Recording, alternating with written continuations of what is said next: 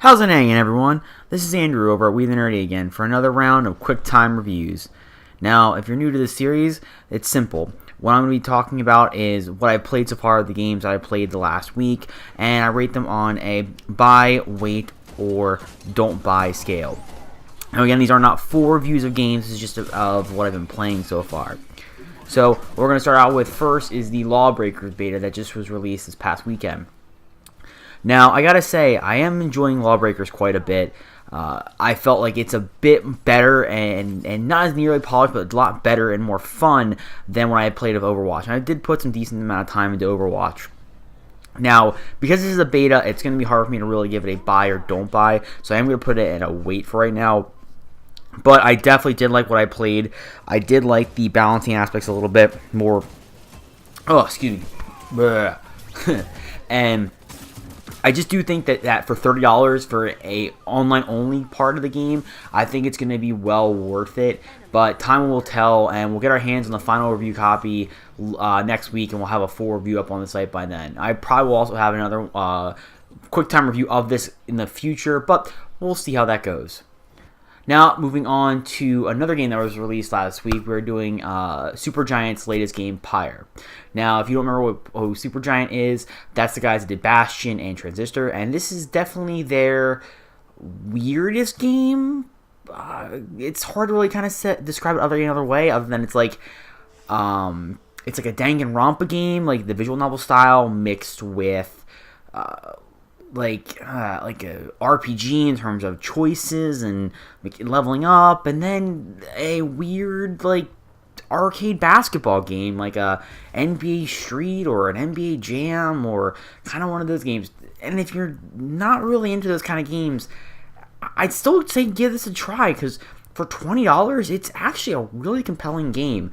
It's not what you're kind of probably expecting going in, but it's a lot of fun, and the choices you get to make and the characters you get to meet are really engaging, and it's even a lot of fun from a local multiplayer perspective. So for this one, for $20, this is definitely a buy, and this is definitely something worth checking out for sure. Now, moving on to the final game of this week is Dangonranpa Another Episode, Ultra Despair Girls. Oh, that's a mouthful.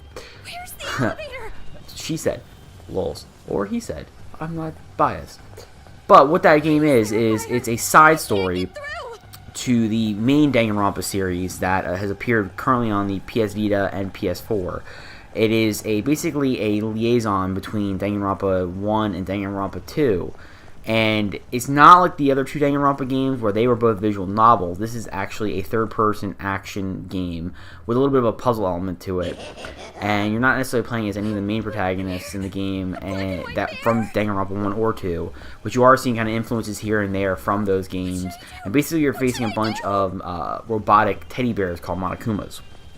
Now, if you don't know what a Monokuma is, do yourself a favor and go play Danganronpa 1 and 2, because you're doing yourself a giant disservice by not playing those.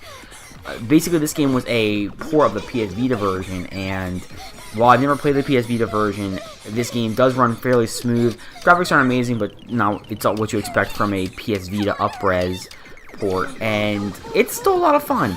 At $30, I'm going to put it as a wait for sale, just because there's a lot of content here for sure. But with Danganronpa V3 on the horizon, and a couple other titles that are a little bit more worth your time in terms of action-adventure, it's a great game in its own right, and if you're a huge fan of Danganronpa series, oh, for sure pick it up. But if you're kind of just a person who hasn't necessarily played the Danganronpa series and want to jump in, this is definitely not the best place to jump in at, but it's certainly worth playing at some point, especially if it drops down in price, which you know it inevitably will during a flash sale or some kind of sale on the PSN, or even a physical copy.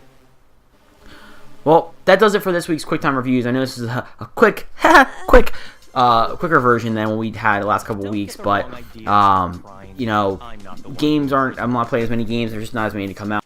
Actually, I'm here to